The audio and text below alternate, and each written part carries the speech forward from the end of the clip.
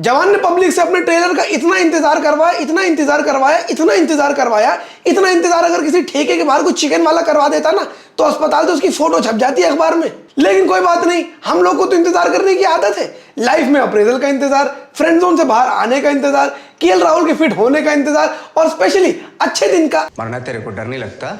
खैर इतनी डिमांड कर रहे हैं भाई साहब शाहरुख खान के फैंस जवान के ट्रेलर का, यहाँ वहां से थ्योरी निकालना, ये कर रहे हैं वो कर रहे हैं।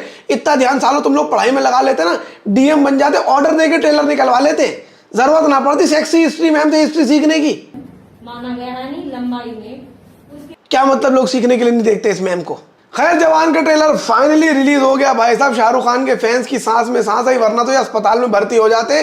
डॉक्टर साहब से कहते ड्रिप छोड़ो, मुझे थोड़ा ट्रेलर चढ़ा दो। मैंने भी वो ट्रेलर देखा और what I thought about it वो मैं आप लोगों को बताऊंगा अगले 5 पॉइंट्स में, बिकॉज आई एम जैन और मैं तो खाली बैठा रहता हूँ गाइस।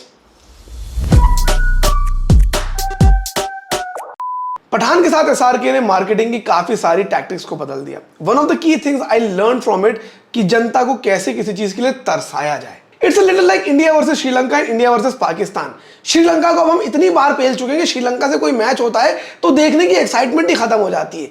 वही इंडिया वर्सेस पाकिस्तान इतना कम होता है कि जब भी वो आता है एक ब्लॉकबस्टर इवेंट बनकर निकल आता है।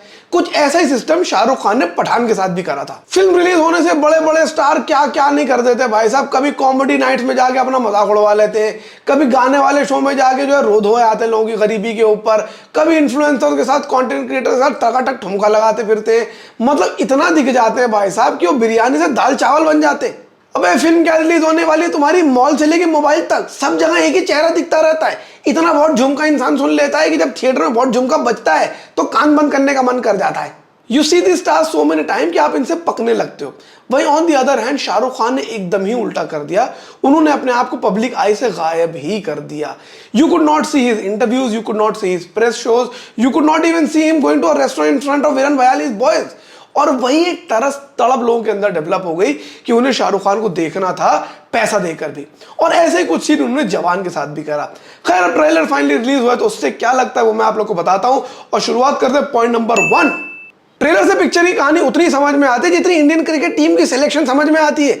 क्या हो रहा है, क्यों हो रहा है, कैसे हो रहा है ये तो नहीं पता। हाँ इतना समझ में आएगा कि स्टार वैल्यू बहुत बढ़िया है। कभी एसआर के विलन बन जाते हैं, कभी वर्दी में दिखते हैं तो कभी मास्क में दिखते हैं। इतने रंग तो भाई साहब हफ्ते में मेरी बीवी नहीं बदलती जितने इस ट्रेलर में शाहरुख खान ने बदल लिए। छोटा मोटा जो इतना समझ में आया है वो ये आया है कि विजय सेतुपति एक आर्म्स के डीलर है और उनकी डील पर, उनके एम्पायर पर, उनके बिजनेस पर शाहरुख खान ने एक नजर लगा दिया और इन दोनों के आपस में भिड़ंत होगी। अब इसमें शाहरुख खान कभी विलन बन जाते हैं, कभी मेट्रो में बैठे हुए हैं, कभी मारकुटाई कर रहे हैं, कभी नाच गाना कर रहे हैं। ये सब क्या खिचड़ी पकी है, इसको अभी तक सीक्रेट रखा है कि मतलब इंसान को कुछ भी नहीं पता होगा जब वो थिएटर के अंदर जाएगा। हाँ बस इतना पता होगा कि शाहरुख खान की पिक्चर है, शाहरुख खान को दिखाया जाएगा।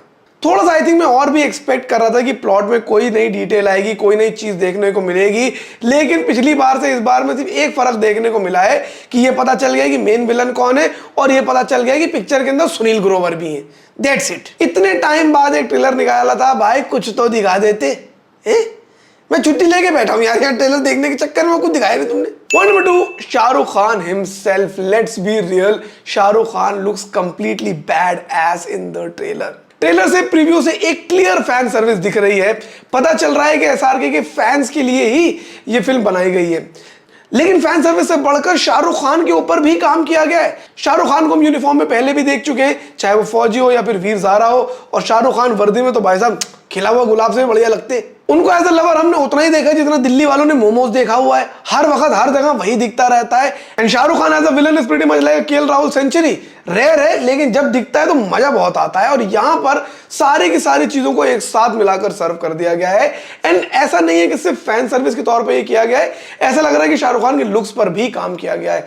वो गंजे भी बहुत मेनेसिंग लग रहे हैं, वो मास्क में भी बहुत मेनेसिंग लग रहे हैं। और जब वो कभी कॉप की यूनिफॉर्म में आते हैं, कभी वो आर्मी की यूनिफॉर्म में आते हैं, डिफेंस फोर्सेस की, और हर बार शाहरुख खान काफी अच्छे लग रहे हैं। एंड आई थिंक फिल्म का सबसे बड़ा यूनिक सेलिंग पॉइंट यही होने वाला है कि हमने शाहरुख खान को 7 अलग अलग कलर में दिखा दिया है। इसमें रेंज बहुत है भाई साहब, कलर सारे मिल जाएंगे, वैसा हिसाब है कुछ।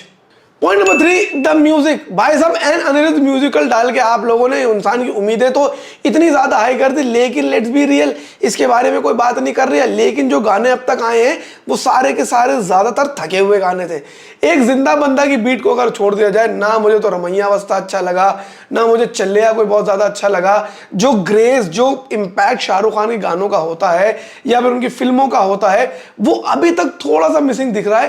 ट्रेलर में, प्रीव्यू में भाई साहब म्यूजिक बढ़िया बना देते, गाने ऐसे निकालते हैं कि इंसान सोचता है अनिरुद्ध म्यूजिकल, ये वही अनिरुद्ध है, हालत इतनी हैवी वाला, तो बढ़िया गाने बना काहे को नहीं रहा। सो म्यूजिक के बारे में I think it's a bit of a mix bag. मैं नहीं समझ पा रहा किस तरफ इसकी म्यूजिक जा रही है, किस तरफ नहीं जा रही है। सो ओवरऑल मुझे लगता है कि थोड़ा सा मिक्स बैग वहां पर निकलने वाला है। लेट्स सी पिक्चर के अंदर क्या होता है। Point number 4, the production value of the film. आजकल भाई साहब लंबी लंबी खबरें सुनने में आती फेंकी हुई कि भाई साहब इस पिक्चर का बजट 700 करोड़, 400 करोड़, 500 करोड़। अबे सालों, तुम लगाते कहाँ पिक्चर के पैसे? नकली कैब की बिल सबमिट कर रहे हो क्या तुम लोग कि ये भाई साहब मैं यहाँ पे आया बांद्रा से कुर्ला 21,000 रुपए में, घर का किराया निकाल रहे हो क्या प्रोडक्शन के बजट से कि ये सलमान सर की दाढ़ी आई थी 2 लाख रुपए की?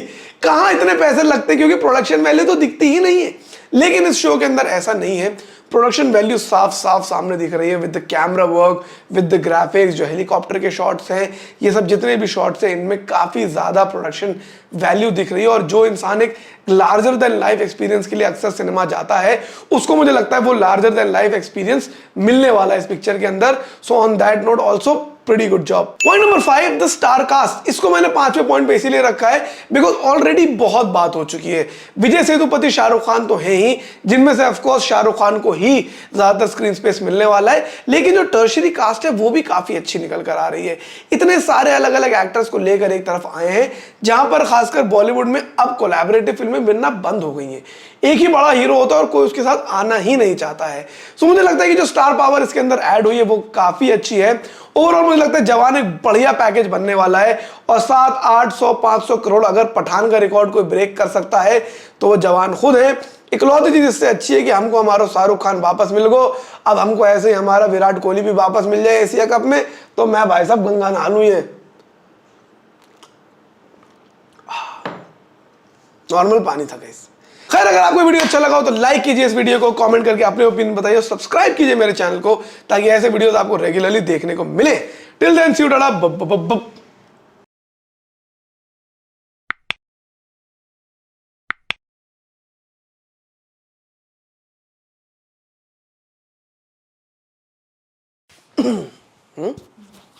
सही। हाय गाइस, व्हाट्सअप, क्या हाल है आप सबके? ये सवाल तो यूट्यूबर्स ऐसे पूछते हैं सामने से कोई पलट के बोलने वाला है, बस भाई एकदम बढ़िया चिल चल रही है लाइफ, आप सुनाओ। हम लोग अपनी ट्रिप से वापस आ चुके हैं। काफी लंबा ट्रिप था और मेरे लिए काफी फ्रूटफुल, काफी रिसोर्सफुल ट्रिप भी था, बिकॉज बहुत वक्त बिताया वहां पर, छोटे छोटे गाँव में गए, बड़े बड़े शहर देखे, और बहुत वक्त मिला अपने आप के बारे में भी सोचने का और ये भी रियलाइज करने का कि लाइफ कैसे बदल जाती है। तो फिर ये आइडिया है क्यों ना मैं अपने करियर की, अपने स्ट्रगल की जर्नी आप लोगों के साथ शेयर करूं। I know nobody asks for it, I know nobody cares, actually nobody does care. तो कोई point, people do cares, and I mean मुझे लगता है कि एक भी इंसान अगर इंस्पायर हो जाए तो then that's a story worth telling.